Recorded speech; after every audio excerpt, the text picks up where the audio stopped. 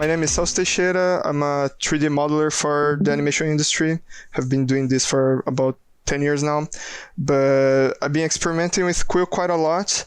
And the way I intend to use Quill is not to be seen in VR. It's just to use 3D, the 3D elements that I built in Quill on other applications, right? Like most of the development I'm doing, it's for a comic book that I'm working on. And like most people that try to render anything from Quill, I was faced with the spaghetti look that we all hate.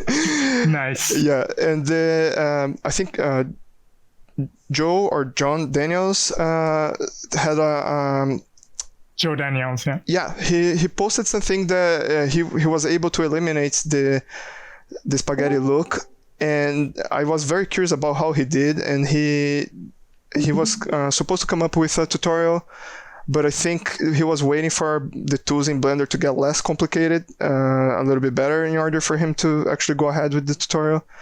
But I think I reverse engineer what he did, and that's pretty much like my method right now. If just a heads up, I have complete disregard for efficiency. I'm only thinking of how things are gonna look, and so this. If you're going to use any of like this technique, you better set up cameras and angles and everything before you start setting up the shaders, because playback's going to be over. Like when you actually get yeah, you can render animation, but you're not going to be able to preview with all the modifiers on and everything. I just want to explain really quick what's it based on. So I have two low poly cylinders here, and the basic difference, there's only one difference between those two. They're actually duplicates from each other. And that difference is the normals on the one on the right are hard normals, and the one on the left has soft normals. If I turn on my normals here on the top right, sorry. There we go. So if I turn on my normals here for the edges, you can see that for this face, the normals are going this way, and for this face is going that way, and same thing for the top, right? So that makes that it's like pretty much the definition of the hard normal. In this one, that's just a duplicate of the same, but I applied soft normals to everything. All the normals align, right? It aligns the normals from those three faces here, and that gives the illusion of being something that's smooth on the center, even when the faces are not smooth. So it never affects the silhouette. So that's something to keep in mind. If your silhouette is a little bit low poly, you might have to subdivide as well. If you don't, but subdivision sometimes makes your model shrink a little bit. So I tend to avoid that, because it might make the strokes more obvious. So when you're making the character or whatever asset you're trying to make, you gotta keep that in mind, that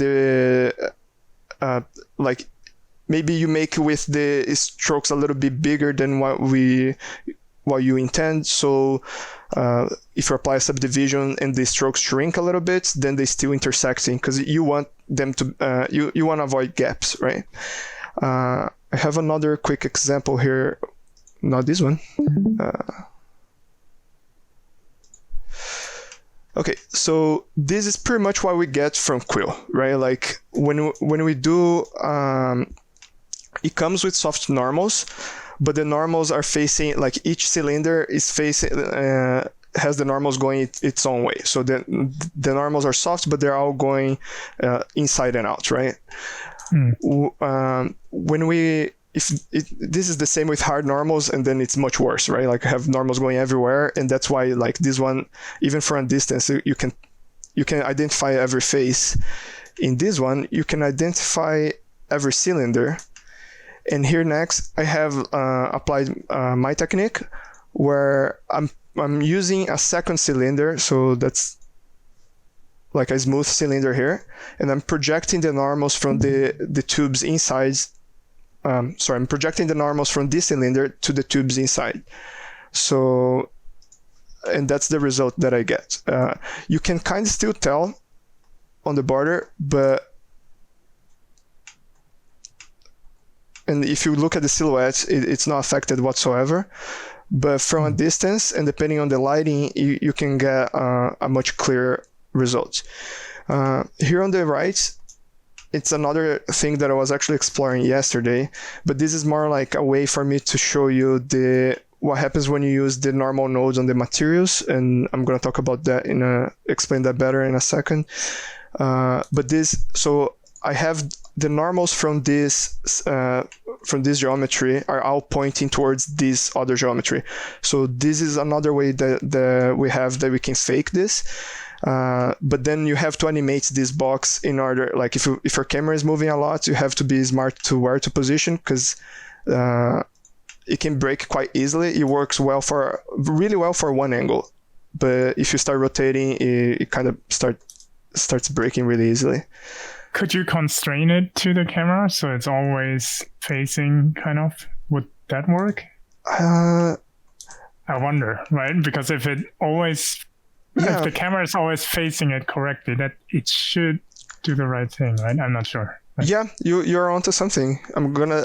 That's something homework. I gotta test that next, because I was trying to show a visual way of that we could explore the normal nodes here, and this was the closest thing I could find. But you're definitely into something there. So in Blender, you can either go to the pre-made tabs here, but or just pull another screen from the left corner, and I'm just going to select the shader editor here, and I'm going to create a material for this cylinder.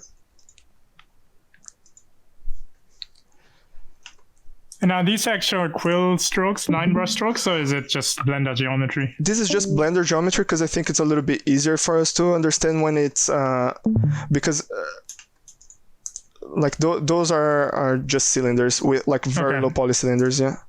But it would work the same way, right? Yeah. Because it's just geometry. Yeah, I have a couple examples that are actually Quill things that we're gonna start using right now. I just wanna show one more thing before we go to that. So I'm gonna jump to Eevee render here, and the only reason I'm doing it is because it has a normal preview. So that kind of shows the difference between the methods a little bit too, where so the hard normals and how this method is kind of like trying to soften all the normals as well. And this is like you get soft normals depending on where the box is, but it's kind of complicated there.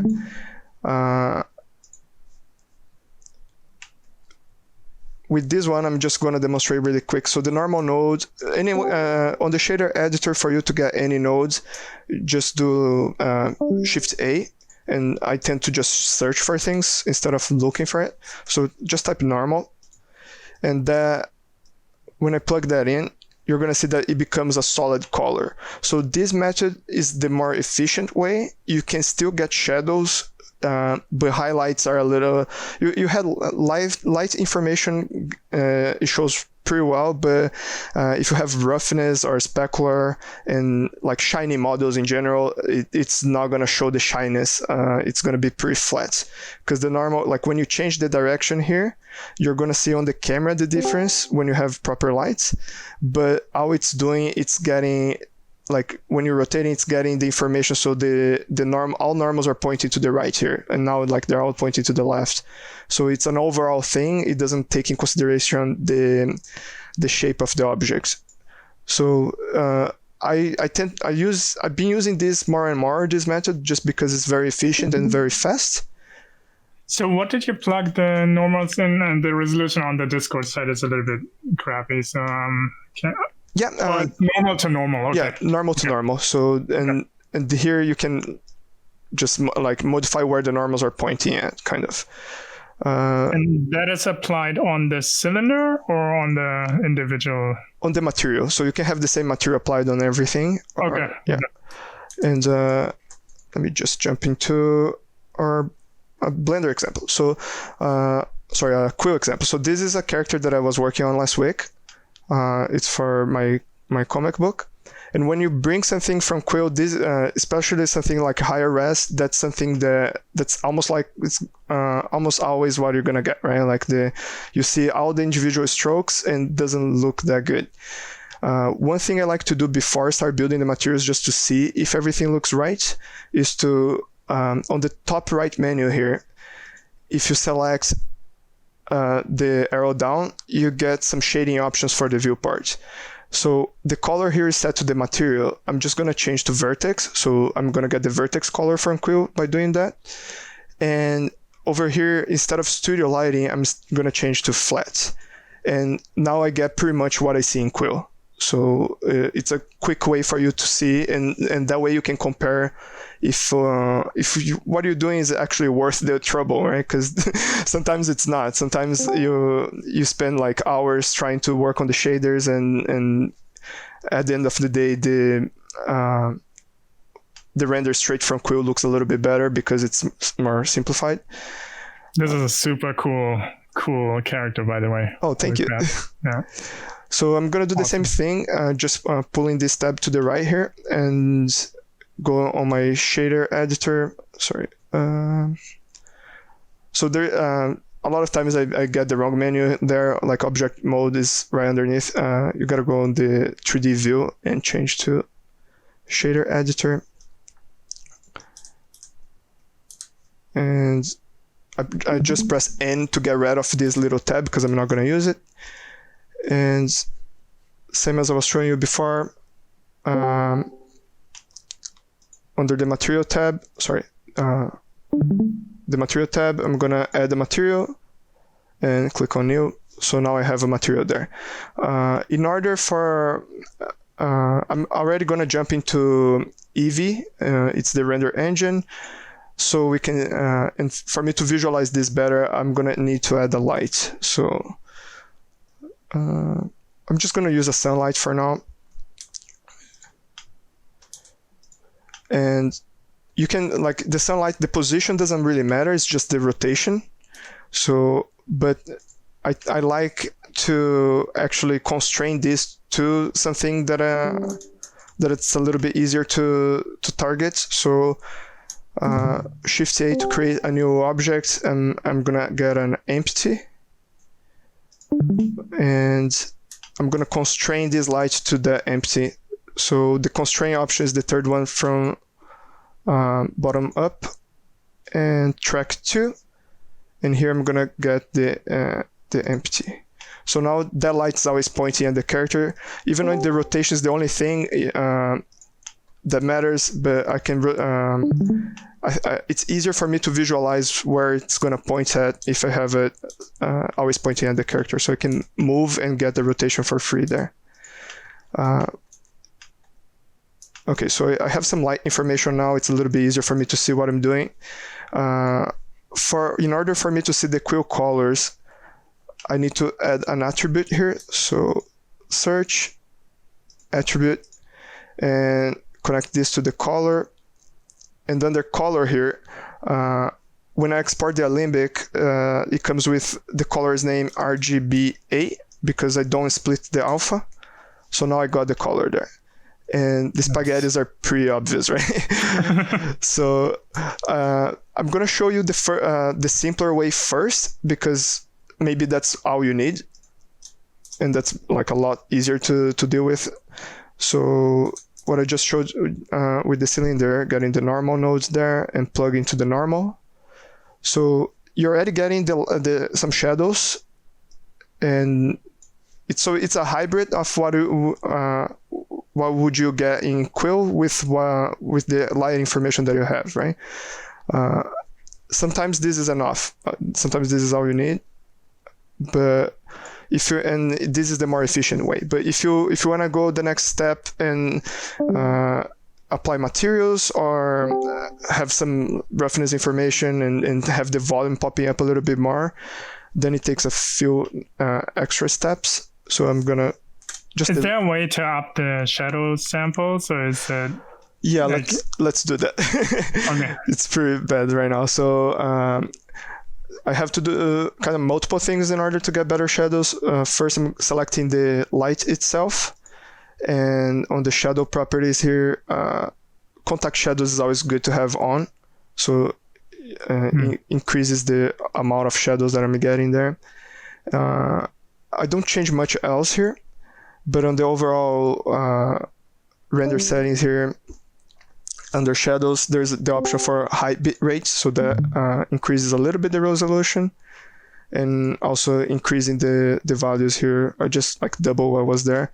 So the shadows go a little bit sharper, but it's still kind of broken here. I think the way I build this character is not optimal for this method. It's pretty cool though. Yeah. Already. Yeah, especially if you're not facing the shadows, it looks a little bit better, right? Like the. Totally. And if anybody has any questions, please just shout out. I don't mind stopping. Yeah, and also like if you don't want to interrupt, you can always use the chat, and I will read the questions later. So use the panel stream chat as well. Okay, so this is good enough for me to like just one light and the material is applied.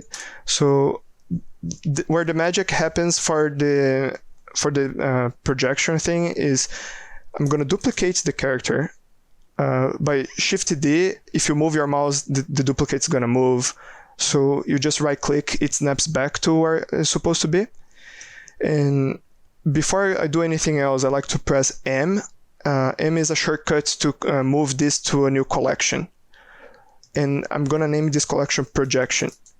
And the reason why I do that is if I have multiple characters in the scene and I want to hide all the projections at once, I just hide the collection. It's almost like a group, but it's a little bit easier because I can just turn this off, and then it's still visible to all the modifiers that I'm going to use, but it's not really affected by render time, because if you just hide things, they still show up on render, so you have to hide and turn off render. I just find it easier if you just do that on the collection. And with that geometry highlighted, I press /bar on the numeric pads, and that isolates the selection. And with that isolated, I'm just going to go out of my Eevee for this, because it's better if I see all the strokes when I'm doing this step. And under modifiers, I'm going to add a whole bunch of things here. So very first thing I'm going to add is a subdivision node. Subdivision surface. And that's going to soften things a little bit. After doing that, I take a look around and see if there is anything floating or any gaps. I have a small gap here and a few floating strokes, like this one is floating. So in this case, I like to add a Displaced Modifier. So if you use ZBrush or other things, this is almost like an inflate. The value is pretty high by default. So I just lower the strength. So it's 1. I'm just going to try 0.1. That might be... What do you mean? It's perfect. Ship it. So 0.02. And this is trial and error, right? Like it doesn't need to be, because Quill doesn't have like a clear reference of size when I'm working there. I never know what size I'm getting stuff. So just gonna reduce a little bit more. This step is it's not mandatory. It's more like to help blend those parts a little bit more. I think this is enough. And then I'm going to remesh this. And that's where so by remeshing, everything is going to become a voxel. And the resolution is pretty low. The numbers here of the voxel size is the opposite of what you might think. The lower the size of the voxel, the higher the resolution. So just adding another 0 there. And again, I was saying about the scale in Quill, like because it's infinite scale, right? Like you can, the words within words that Goro did is a good example. You can have like something looking full size, but it's actually pretty tiny, and so on. When you bring that to a 3D software, then you actually need things to be on word size to be a little bit better.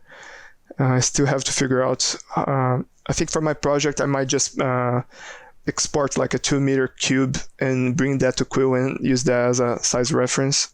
So you can, so the grid, one grid in Quill, like one grid square is like 1 meter.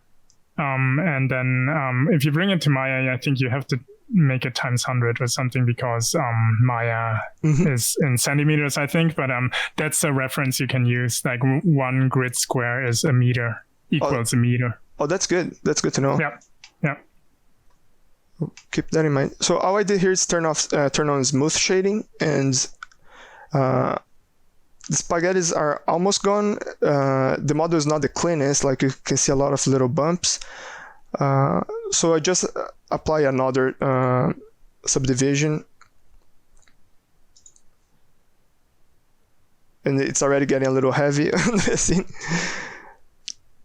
And the problem with this is like Eevee renders pretty fast, and this works with animation too.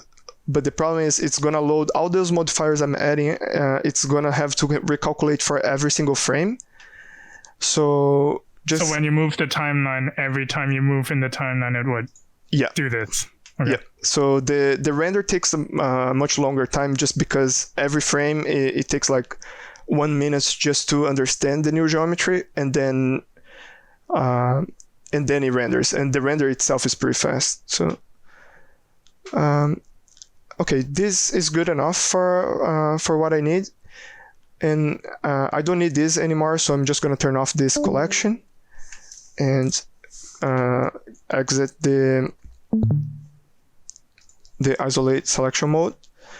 And this is the last modifier we're gonna need. So I'm selecting this my guy here, and his name is Sebastian, by the way. And so I'm selecting him and adding the very first modifier on the list, data transfer. And if you remember the other example that I was showing you like a minute ago, this one.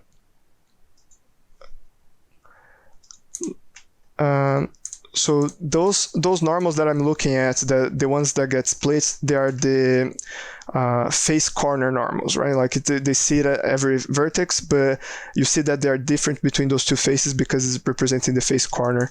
So here I gotta turn on the face corner data transfer, and what I'm trying to modify is the normals. And here are different ways of projecting. I think project face interpolated is the one that works better for me. And I still have to pick up my model here. So let me just take a look at the name of the... So you pick it from the modified one, right? Yes. The normals, okay. Yeah, I just need to turn on my other collection for a minute because I forgot the name. It's ideal if you name your layers and everything, because then it's much easier for you to find things. I tend not to do that, so my name here is... Let me rename this.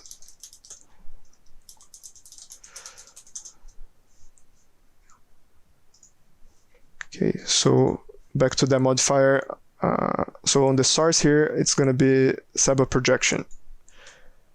And it's going to take a minute, and nothing's going to happen when this is gone, because there's one more thing I have to do before... because like I showed you on the cylinders, there is like soft normals and hard normals that you can apply. And there is a third way, that's the auto smooth. The auto smooth is going to try to calculate by an angle. But if you don't have that on, the projection doesn't work.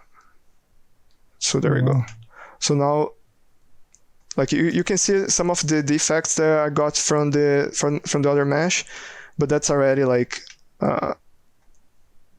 pretty cool. Yeah, Like some of the strokes you're never gonna lose, especially if they're not touching, like those lines. But just minimizing quite a lot is enough for me, and the shadows look much better on this method than on the other one that I was showing before. And from this point, I tend to play with the lights a little bit more. And so I usually do a 3-point lights kind of thing. So I'm just Shift D to duplicate this. I'm gonna get light from the back here. So I start with 2 and I add the third one if I need. And that looks really cool. And so by having the second light, sorry, let me just think what my next step. So this one is going to be the rim light. So this one has to be much stronger. So let's try with 10 here. And in order for me to see things a little bit better, I'm just going to add a camera as well. So anything that I create, Shift A is the shortcut, and camera. So I got a camera there. If I press 0 on the numpad, it goes to the camera view. And on the options here, I can lock the camera to the view. So view options and lock camera to view. So that way, when I move the viewport, the camera goes with. And based on that, so now I'm going to turn that off because now I can zoom in and out without affecting the camera. And the only reason why I wanted that is because one of the things that I always like, and one of the reasons why I want to export things from Quill is to have some blur, right? Like some depth of field. So I'm selecting the camera here, going to the camera attributes and turning on depth of field. And I'm going to use the same empty that I had there to dictate where my camera is going to focus. So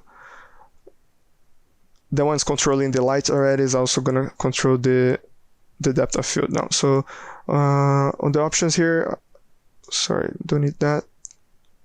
Okay, depth of field, focus on object, and I always recommend you not picking the object that you exported from Quill, because those are going to be Alembic caches, and this is going to focus on the pivot point of the object, not on the vertex. So if you have if you have that animated and so the character runs away from its original pivot point, the camera is going to keep focusing on that original pivot point.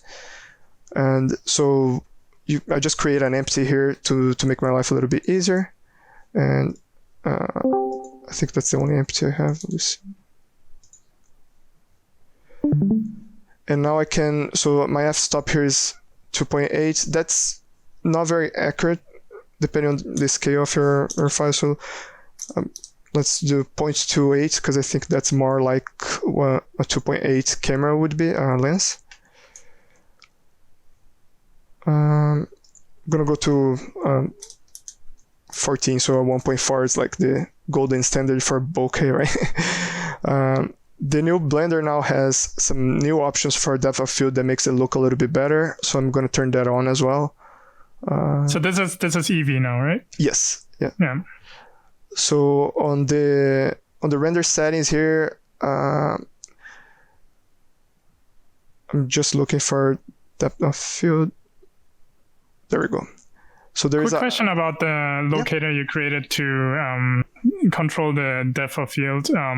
Does this only work for Eevee, and do you have to do something different for cycles, or it doesn't matter what you use to render once it's set up? Like the depth of field attribute, is this Eevee specific or also for cycles? Oh, for cycles too. For I think for any render engine, because that's for the camera. This attribute here, it's different from cycles to Eevee. On the render tab, but on the camera settings, it's the same. Okay, so once you set it up, it works for all renderers, basically. Yeah. And cycles, my first few experiments with this was on cycles, and it works well too, but I didn't feel like it was looking much better and was taking much longer to render. Okay. And the reason why I like Eevee more now, it's because it allows me to fake things easier, and that's so I use a lot of Photoshop tricks in Blender because of the way Eevee allows you to. So my node editor gets a little crazy in a minute. Yeah. But, okay, so I'm just gonna move this light to get more of a.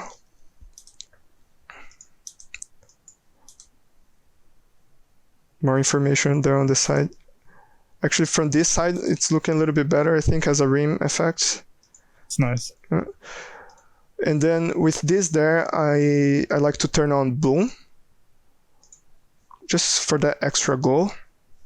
And usually I need to turn it down a little bit. I actually quite like the way it's looking right now, so I'm gonna leave it there.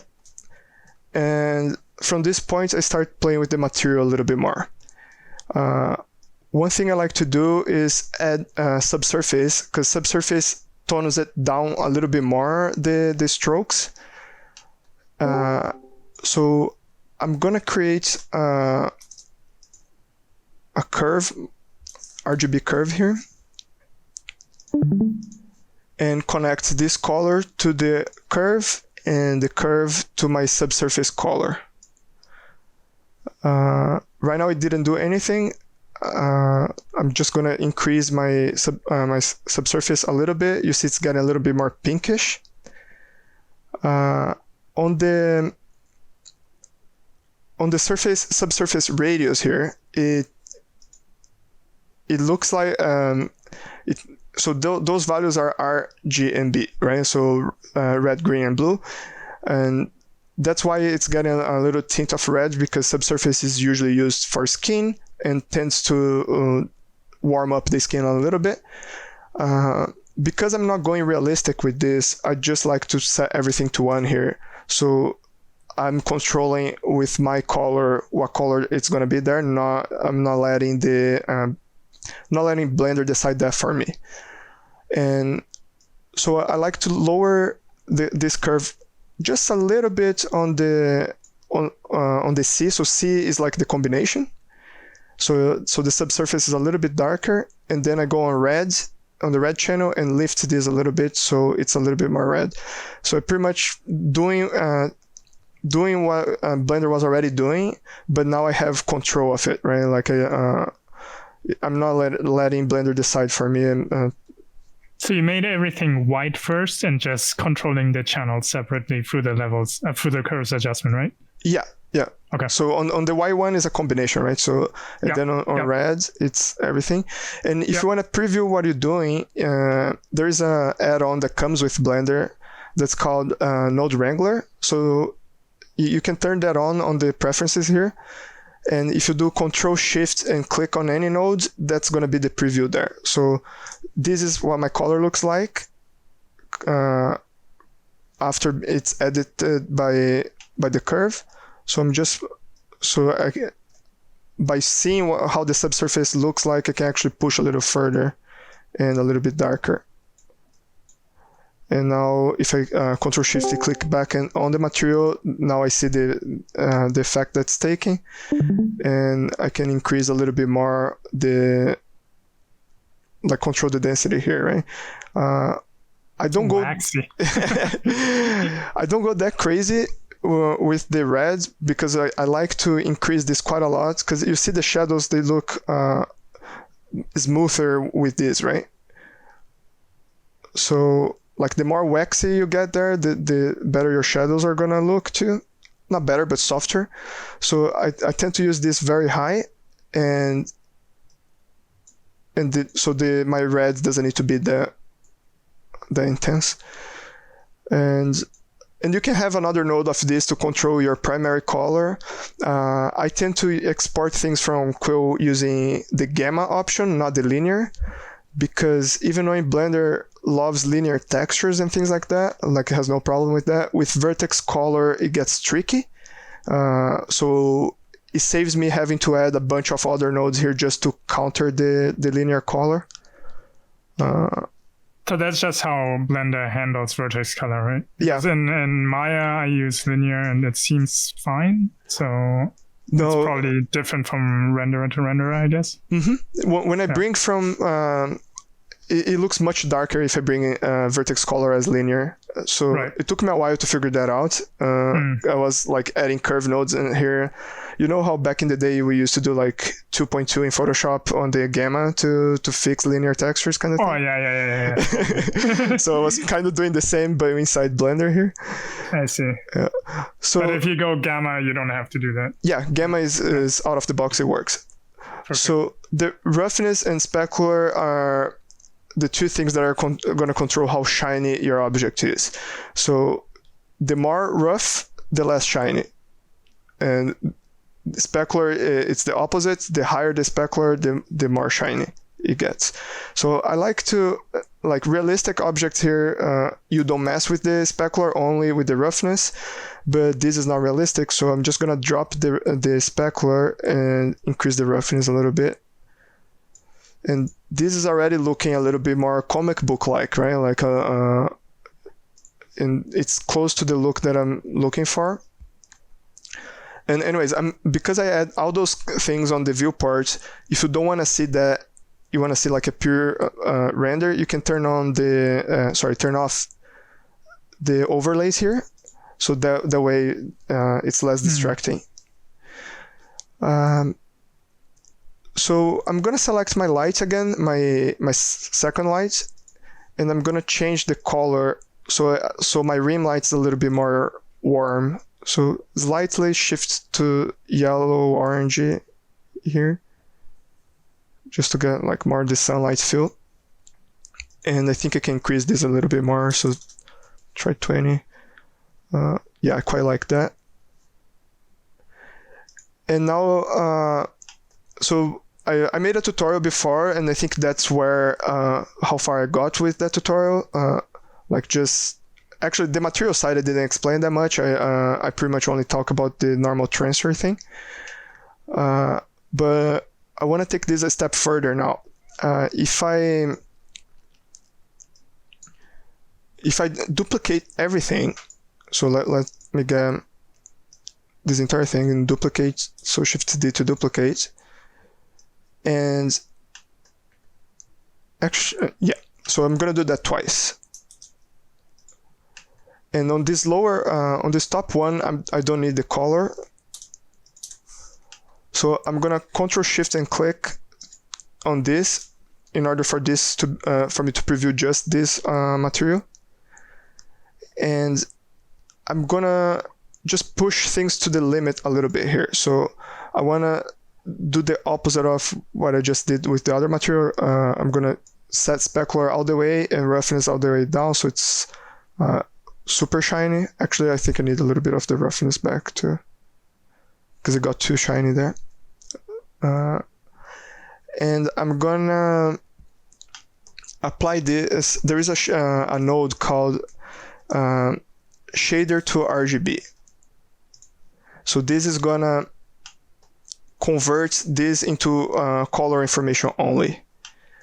And on top of that, I'm gonna add color ramp.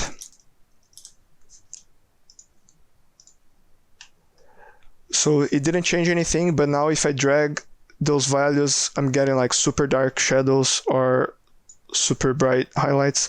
So I want to separate as much as possible the light from the shadow using this. So I'm just like really isolating the shadow, but the closer those two get together, the sharper the transition is going to be. So I think that was too much. This is about what I need. And with this, I'm going to create a mix shader. And with the mix shader, I can assign this to the factor. So this, I'm using this material as a mask now. So whatever is white is going to be the one material, whatever is black is going to be another. So with that in mind, I'm going to plug this to the first node. And Eevee takes a minute to... Oh, sorry, I forgot to hook this one back. How do you hook it so fast? Is it just, do you click a shortcut? I see like you place a node and they connect automatically, but are you pressing something or do you have to, So there is two things that I'm doing. So if I Control Shift and click on one node, that becomes the one active. Oh, okay. And if I when I have something, let's say if I duplicate this node, if I just drag this and drop between the line, it automatically connects between those two nodes. Oh, look at that. Yeah. Cool. Thanks. No problem. So for this one, this second material is gonna actually, I realized that this material, I want this to be the light, not the shadow. So I'm just gonna bring this one to the second node. And now the shadow is gonna be pure black. And I'm gonna hook my second material here to the first node. And now it's gonna look the same as before, but I can change. So I'm gonna have this on the first color here as well. Like I just duplicated my curve. And with that, so I don't need to modify the red because I like it to keep the colors nice.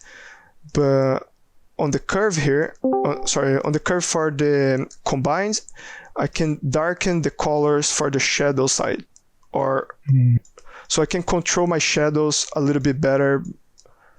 Cool. Yeah. So it's I'm using.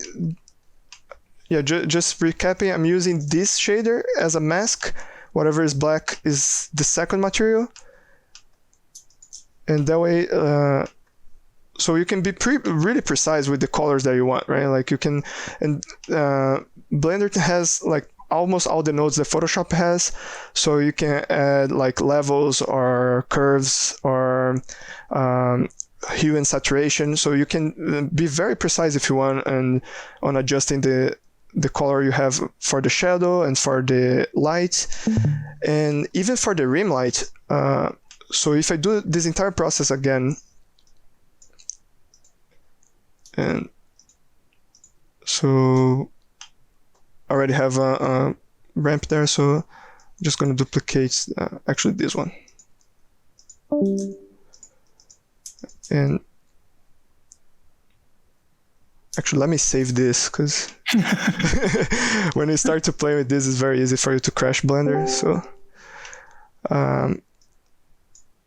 with this, so this one is active now, and I wanted the opposite, right? Like I want to separate. If I want to control the rim light, I can just bring this all the way here, and now I have just the rim light showing on white. So I'm gonna duplicate my mix shader one time. Got a bunch of connections there. And I'm gonna set this color to be the factor, and my original mix shader, I'm gonna connect that to the shader, to the second shader. And now this one's gonna be the node. Just want to make sure that okay. So I always have to test because I never know which one goes where. So I'm just gonna switch and have that one as the first shader. And now my highlight's pure black. So that's what I wanted. And now I can get pretty much this entire thing and duplicates that. And I'm gonna connect this to the second color.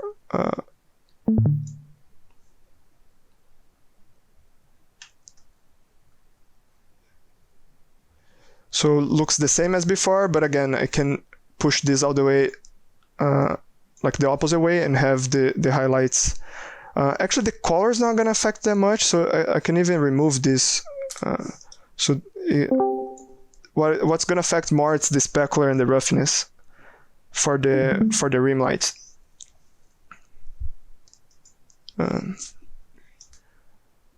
So I'm going to increase the specular here, and you see the rim light just popping more now. And if I lower the roughness, the same is going to happen. So like nice bloom. Yeah, you can have like how the bloom reacts. Yeah.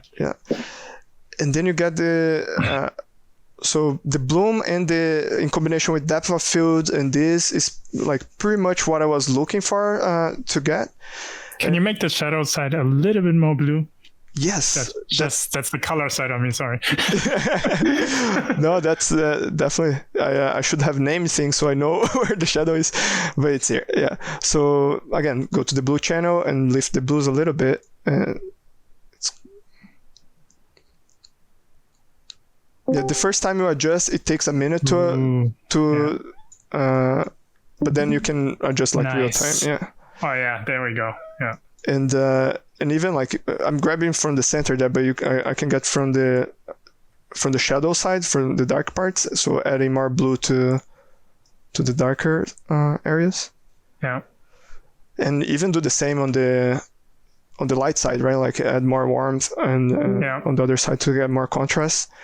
So basically the intent is you're basically pushing what the light is doing to make it even more stylized, right? Yeah, I'm using the light as a like increasing the contrast to use that as a mask, and then I change the colors of the. So I'm manipulating the actual vertex color that I'm getting from Quill. Yeah, and that's awesome. Reinforcing. So the one thing that I haven't tried yet is to get like nice 100% black shadows, like because that's not the look I'm going for. But this like. Wow. On the other side, like with rim lights is always tricky, right? Because you have to. Yeah, I mean, it's like real world. The rim light side would not look good. Yeah. But man, looks amazing though. Wow. Oh, thanks. Yeah. And I have a couple other characters here that I did for that we can just apply the same material. So I hope it's quick. Where are you?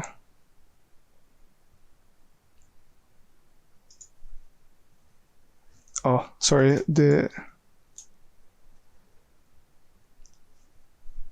Am I on isolated mode or something? No. Oh, there you go. Does it look like anybody or not? Nice. my hair is much shorter now. That's freaking awesome. It was hard to get a reference. It's like you only have like 3 pictures of you on the internet. Really? If you look for Goro Fujita on Google, you should see some photos. I used to have glasses, so maybe old photos. It's easier to find my photos, right, Goro?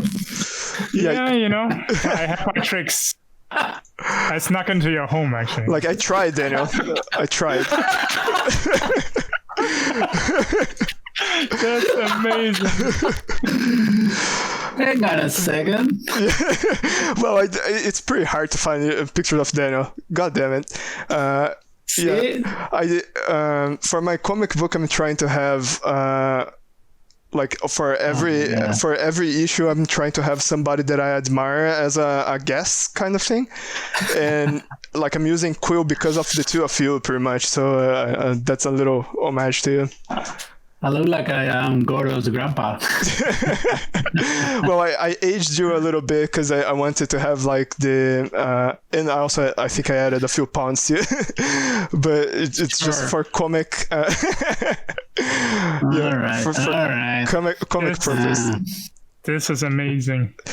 Okay, so let's try to apply the same thing to those two guys. So. Amazing. And I like that you took me when I used to style my hair. The pandemic just make it completely... Don't complain. Look at how handsome you look. Come on. No, it's not a complaint. I like that. Have you seen my caricature? Can we zoom in my face a little bit? Look at that handsome face. Come on. That's unfair. Got a little speck there. Oh, nice. Ooh, very imperfection. Okay. Well, there's more reference. Come on, then. I was gonna reach out to ask, but I wanted to be a surprise. So that's freaking awesome. Love it. Oh my goodness. So I'm gonna go back to this studio lighting here just so I can see. Spaghetti Goro. And I'm gonna go pretty fast this time because we already went over. So, and I'm gonna skip a few of the steps just for time's sake. So I'm gonna go straight to the remesh. Woo.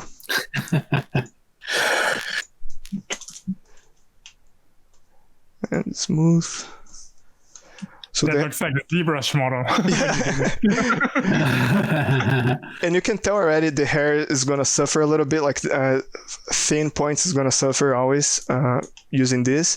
One solution is increase the resolution even more, but then you start getting like too much detail on the rest, right? So it is a limitation. Just don't use thin strokes. Well, when the thin strokes are on top of large strokes, then it's not a problem. But then by itself, the other solution would be for me to have the hair separate. Yeah. Because then I can have higher resolution for the hair and lower for this. And to be honest, the hair might not even need this method, right? Because they are individual strokes to begin with. So right. I think, yeah. Okay, so in that case, if you would treat it separately, the remesh, it wouldn't melt, the hair wouldn't melt together like this with the mesh, right? Yeah. Okay. So move this to the projection thing. Auto smooth first. Data transfer and pick its face 1. Face corner data, custom normals, and I forgot to change this one first. Projected. And now if I select the so if I select the face that I had already there, sorry, your face and the face that was already there, and I on the material here I can just copy material to selected. Nice. So I gave you a little bit of a duck face there. It's the reference that I found. You're kind of posing like a model. Love that duck face. I know, you're like posing. Yeah, so that's pretty much it, guys. Do you have like questions or like? This is pretty amazing. What would happen when you just apply the same material on my clothing now, like without any adjustment? What would it look like? Let's find out. Because the clothing looks pretty. Oh, wow, looks really good actually. Yeah. But then like if I do okay, let me. I mean, that could be part of the design of the suit, but only the hands are like spaghetti, right? But yeah, because I should have separate like included this all the skin elements together, right? But this looks really cool. Wow. Yeah. So I don't see any questions in the chat yet. So yeah. Okay. Go ahead. No, so there's the two things that you can do, right? Like so this entire process, it's basically two things: bending the normals for you to get smoother results, and the other thing is using the lighting as a mask for you to control different elements a little bit better. And because this material is already doing that, the second parts, it looks okay even without having the first parts there. I see. Yeah. So when the first quick method you showed, can you apply that to Daniel? The very first one you showed? Let's do it. Yes, please. Can you make me younger? I don't even know if it looks like you, Daniel, because I found like most of the pictures that I found from you is like 10 years ago. Yeah, 10 years ago. 10 years ago, I look older than now. No, I had to age you. And you know, it's the middle of a pandemic. Yeah, the pandemic 15. That's what happened, man. So this is the other technique? Well, right now I'm just transferring the material first. Okay. And so the materials, like usually for the other technique, I have to make those masks a little stronger because the normals are not getting as much information as this one. So I'm just gonna make this material unique. So any material that you have that's applied to multiple things in Blender, it has the number of objects in front of the name of the material. If you click on the number, you remove that instance, so it's a new material. So this one has its own material. Mm-hmm. So I only did that so I can add the normal node without affecting the rest. So normal, and now I have to connect this to pretty much all those materials. So let's start with this one.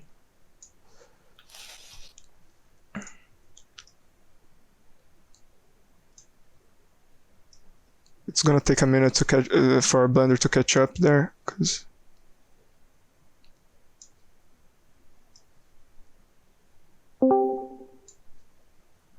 don't crash.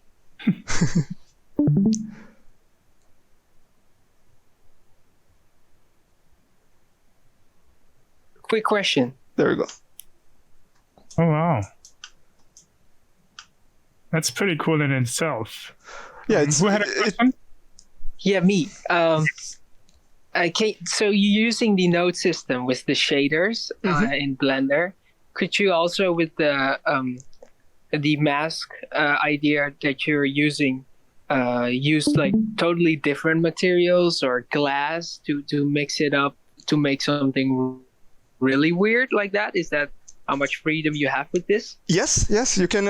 I'm pretty much using the same shader over and over, just because this shader gives you, like, you can make any material with this, but you could. Let's see how it looks. That's so if I get here like a glass material,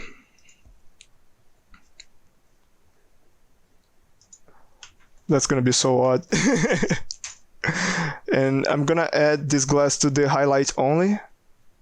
So I think this is the highlights.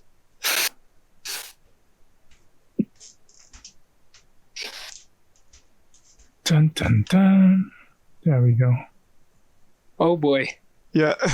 So, Goro also got affected there. Well, I don't have a background. Let me just put a HDRI and see how this looks.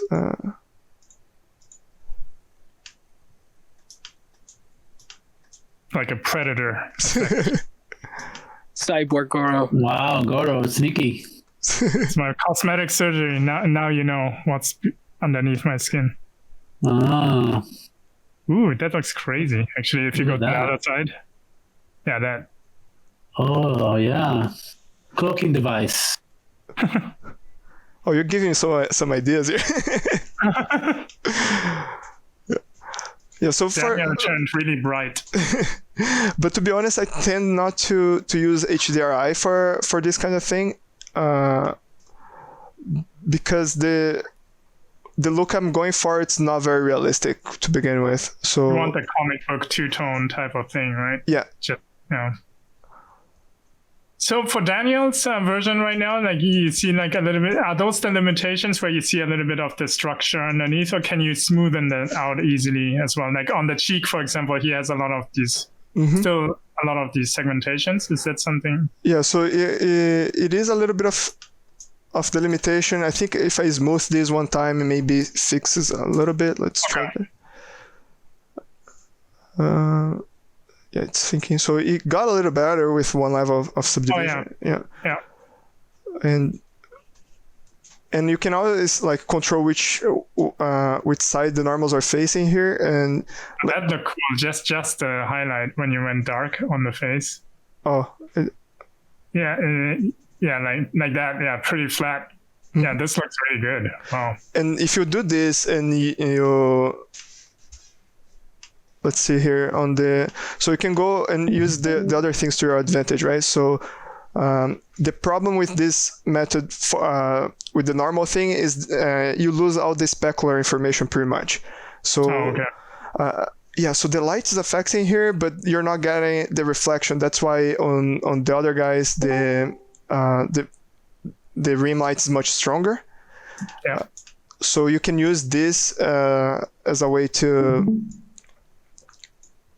So you can fake this with the light instead. Oh, sorry, with the. Oh no, what have I done?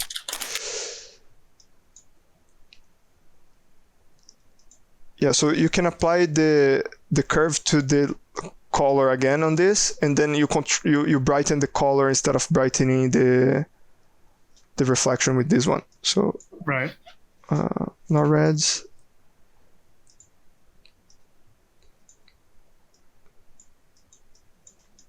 Wait, nothing's changing. What's going on here?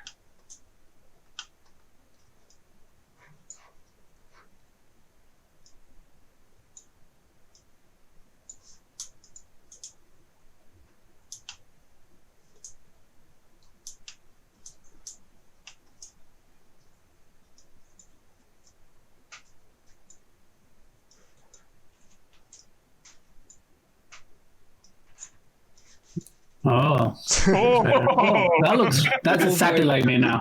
That looks better. Ooh. Yeah. So I'm just trying to get this color to be brighter.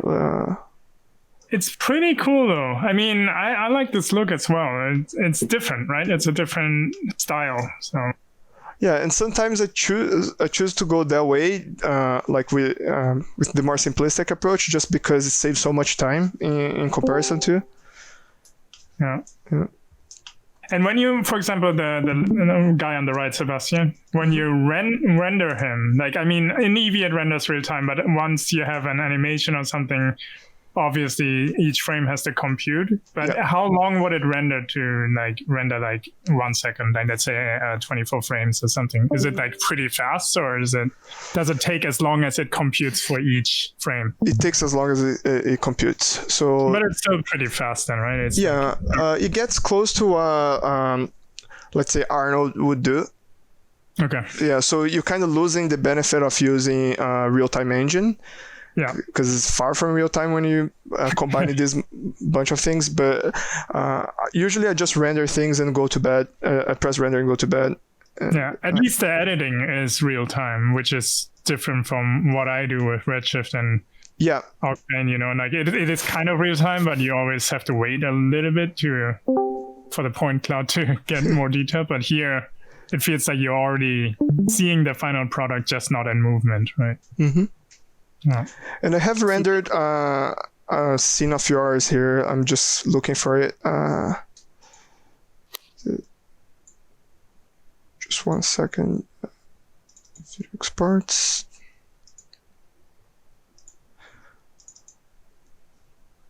So my camera movement is not the best here, but just like an example, it's pretty much the same technique applied to your Papa Bear scene.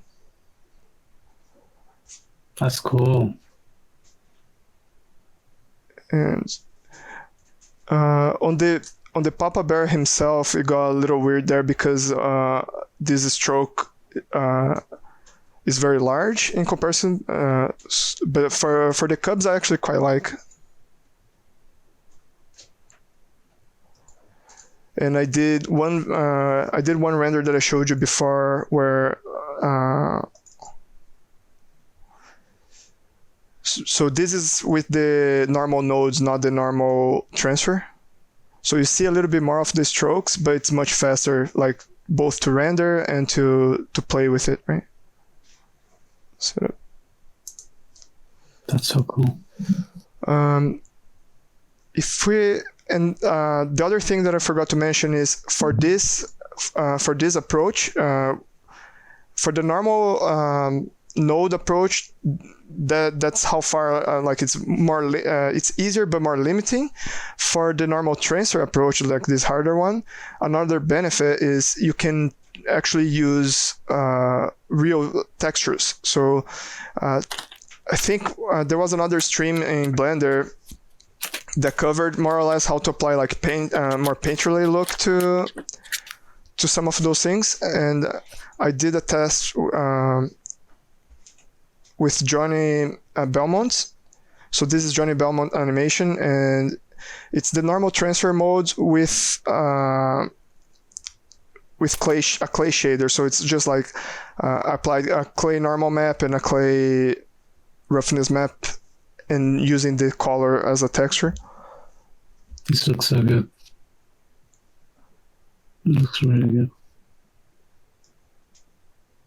yeah, and that's it. I could see a short just with that style. Oh, thanks. Super cool, man. Super cool. Yeah, so the like possibilities are big. I hope people learn something, and I hope that you guys build on top of this, because yeah, I really want to push for us to have like, because my workflow right now, I think it's a little bit overly complicated, and I hope somebody comes with a simpler solution based on this. This is super cool though. I mean, the result looks stunning. Like what you have on screen right now. Can you zoom in a little bit? It looks really, really cool. Yeah, that's super nice. Yeah, fantastic. It makes me want to jump into Blender again to learn it. because you know, like seeing this, I actually don't know if there's a way in Maya to do something similar. I have to like dive in, but it gets fairly technical. So I have to check if I can figure it out. But here, the eye speculars and stuff, that's all painted in Quill, right? Yes. There's no specular, like you're controlling it through just paint strokes, right? Yeah, those are just paint. If I go I love to that. Yeah. And it's like the thing, like the shorthand that we all do, right? Like just a little bit. Yeah. And I experimented with having like the concave shape for the eye and having a glass material and everything, but then it's just too much. Yeah. You know, and it kind of defeats the purpose for me of using Quill instead of actually modeling everything. Yeah, you know, like the chimp that I rendered, you know, like the photorealistic chimp. Oh, that like, was insane. That's actually just a concave thing. There's no hull around it, and I just put like a highlight in space. Mm-hmm. But then in the render, it still looks like a highlight because it behaves like one. You know, it's funny because there's no glass or anything.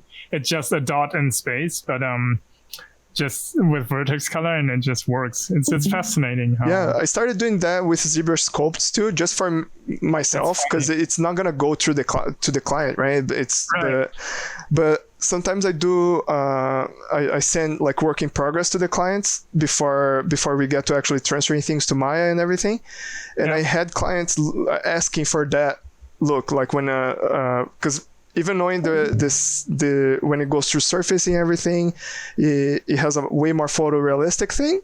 I had clients coming back and saying like, "Oh, can you do the way you did before in ZBrush for this?" So it's simple and so in ZBrush you would actually put like a dot with geometry. Yeah, I put a dot with geometry, and I even paint, like I do a little bit hollow, the concave shape, and I paint the top here darker and the bottom lighter, and people love it.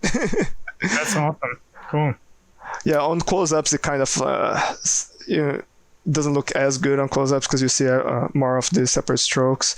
But you know, like but you know, it has charm. You know, that is the stuff that it's so hard to do with traditional 3D, right? So, like looking at this, it looks strangely appealing. You know, it's like a 3D model, but it looks that broad, so it's amazing.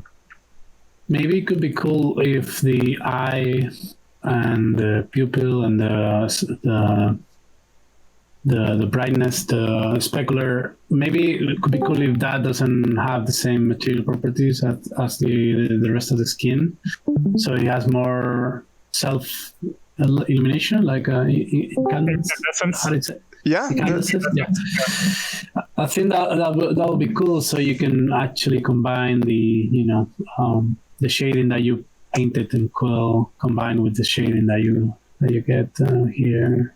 Oh, definitely. And then you get that comic book style on the eyes, so they really a little bit more intense, and they don't have to have. For example, right now the eye has like a shadow projected from the eyebrow or something, right? There's like maybe you want to have no shadow there, so the eye, the white of the eye looks more flat, like a flat color. Oh, you're definitely right. I'm gonna explore that. And it's basically what you would do is like anything that you want a separate material for, you would just export separately on an extra layer, right? And yes. then, yeah. A separate layer. So Nice. yeah, the reason I've been so I have like a entire scene that's pretty much done now, and I start combining more and more things the more I try to do, because just so I don't have to do this all this for all the single parts, right? So even like I said, for the hair, if I had the hair separate here, it would be easier for me to, because I don't need to transfer the normals for the hair because it's already like individual strokes anyways. But in order for me, like if I have this in different poses along my timeline, and if I have used like the rigging way of doing things with different groups, so I always bake the sequence before exporting, and I gotta figure out a way to do that like more efficiently. So It's yeah, like I'm dealing with that quite a bit. You can just duplicate the entire thing and only bake what you want to export together. Mm-hmm. So that's how I've been doing it, and then I still export one alembic with the same animation duration, but then I have it all separated into layers, right? So for example, you duplicate it, you delete everything out of the folder but the hair, bake it, then you duplicate it, delete everything but the skin, bake it, and then you do the same with the eyes, and then everything will stay in place, and then you will have the full animation separated into layers. Not the most efficient way, but it's pretty quick to do. Yeah, I kind of found out that approach by accident, because when I baked my thing, like I had this spaceship on the back that it didn't have the very few frames on was empty frames, and when I baked the alembic, it was showing on the scene. Yeah. So I had to bake just that again. So I did pretty much what you said, and but then like the rest was already in Blender, and I don't know. I will find a way. Yeah, totally. And this was really cool, Celso. Like, how do I pronounce your name? It sounded different when you said it. So Celso is your username, right? But what's your last name is Teixeira, but Celso is just the way I say it too. So. Okay, Celso. Okay, yeah. Okay. I didn't catch the last name when you introduced yourself. Well, I went pretty fast on that because I don't. It sounded like one word. That's why I was like, oh, did I get his name wrong? But no. Yeah, Teixeira is the last name. Sometimes I try to Americanize a little bit, like Teixeira or something, but I think there's a few like athletes with my name, and people have been trying to pronounce it. Like there's a UFC fighter, there's a baseball player on the Blue Jays that has that. Yeah, I also say Goro Fujita, But yeah, super cool, man. Like, thank you so much for running the class. This was awesome. Oh, thank you. Thank you for running the entire all the classes, because my entire style in Quill right now, it's based on those classes, on watching. Like I only saw it was possible to get the look that I wanted when I saw Daniel doing Rio from La Casa de Papel, right? Yeah. That one was So I start taking Quill more serious after seeing that, because Goro cheats, right? Yeah, I need to get stuff done really fast, so I oftentimes use the late cheat code.